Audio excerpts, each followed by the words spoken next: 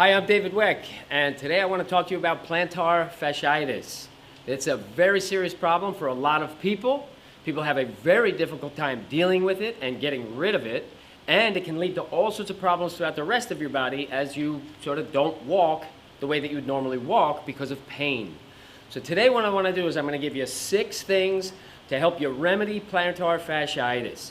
And the first thing that we're going to do is we want to clarify sort of what it means and the real conditions that may be underlying this pain. And if you don't understand what's at the root, the cause, then you'll have a very difficult time making positive change. So we're going to clarify things and put you on a path to recovery. So let's look at the word plantar fasciitis or plantar fasciitis, however you want to say it. Plantar is the bottom of your foot. Fascia is connective tissue in the bottom of your foot. It's all over your body, but in this case, the bottom of your foot. And then itis stands for inflammation. Now, the latest science is discovering through surgical procedures, removing tissue and examining it, that plantar fasciitis is often not inflammation at the root cause. Plantar fasciitis is actually oftentimes tissue death, which means that it's otis, as they would call it. That means necrotic. It means the blood's not getting there. It means the tissue's not being fed. It means the tissue dies. It means the tissue hurts. So if we look at the bottom of your foot, we have a muscle on the the inside of the foot that we call an abductor, and it pulls the big toe out. Then we have a muscle on the inside of the big toe that pulls it in, called an adductor. And the problem is that footwear traps the big toe. A lot of footwear traps the big toe and bends it in. And when you bend it in like that, what ends up happening is this muscle becomes shortened and tightened and restricted, so that when you take the shoe off, you have the toe is not capable of coming out. And a result, this muscle here, that muscle becomes lengthened and stretched, and the tendon that attaches it to the heel begins to choke off the blood supply. So there's arteries and veins that run directly underneath that, and they feed the fascia and ligaments underneath the heel. And when they get choked off because of that situation, what ends up happening is you basically, the tissue dies, and when the tissue dies, it hurts. And if you're treating inflammation, like I said, that's not going to solve it. So I'm going to give you 6 solutions, 6 things that you can do to help put you on the path to recovery from plantar fasciitis. So here's number 1.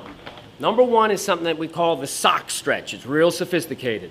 You go into your drawer, you find an old sock that you don't care about, and it's going to be your little training tool, and you loop it around one big toe, you loop it around another big toe, you line up the feet nice and straight, and then you spread the big toes.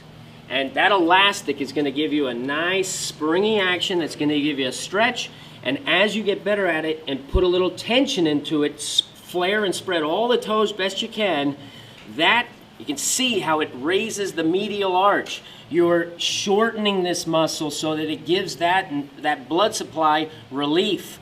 And so the way that you do this, because it's sort of a funny exercise, the way that you do it is you do it when you're doing something else. If you're laying in bed, reading a book, watching TV, just do it. You need to do it about 3 times a day minimum, because it takes a long time. It took a long time to get into the problem. It's going to take you have to work at it on a consistent basis to make change. So you do this underneath your desk, you do it in bed, you just do it. Don't go too hard, too fast. Don't feel like a joint dislocation or anything here, but get to the point where you can put some decent amount of tension in there, and that's going to help start to rectify and alleviate the problem. So that's our first step, is the sock stretch. Now, the next step is ankle flexibility, and we're going to stretch the ankle both ways, which is oftentimes not what people do. They only do one way. So what we do is we do something called plantar flexion, and we want to do this one first.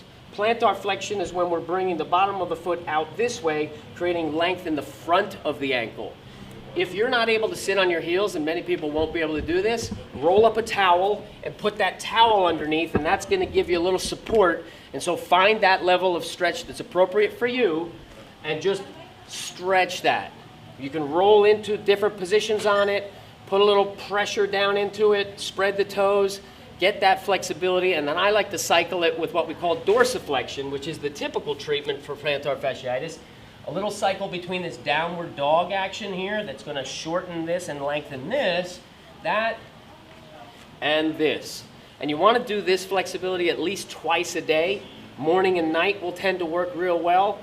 You don't have to do it that long. Camp out, you know, maybe 2-3 minutes cycling back and forth, and don't go too far too fast. All these things, you want to be very moderate in your application of it so you don't hurt yourself. Third thing that you're going to do is you're going to roll your feet. So rolling your feet, you have to do it in a specific order if you're going to get the best results. This is the bottom of a foot. Flip it so toes are down. This is the lateral, the outside. We're going to do that section first. Then you have the middle, which is called transverse, and you're going to roll that section second. And then you have the medial arch, which you're going to do third. You don't do this first because it essentially, anatomically, is above the outside. So if you release this without releasing this, you can actually create more problems. So I'm using the RMT rope to do this. The handle of it is perfect. And I'm going to camp out on that meaty section right here. Don't go to pain. You might have localized pain here, so you may have to sit down for these at first and only put the amount of pressure in where you don't have to grit your teeth and really like, it's hurting so bad. Back it off and just stay with what I call delicious discomfort. It has to have discomfort to make change, but it has to be the right amount. Use relaxation in your face as a guide. Now, you just go all that lateral border of the foot, spread the toes. See the way I'm spreading my toes out? That's going to help as well. You don't want the toes to be all bunched in. Spread them best you can.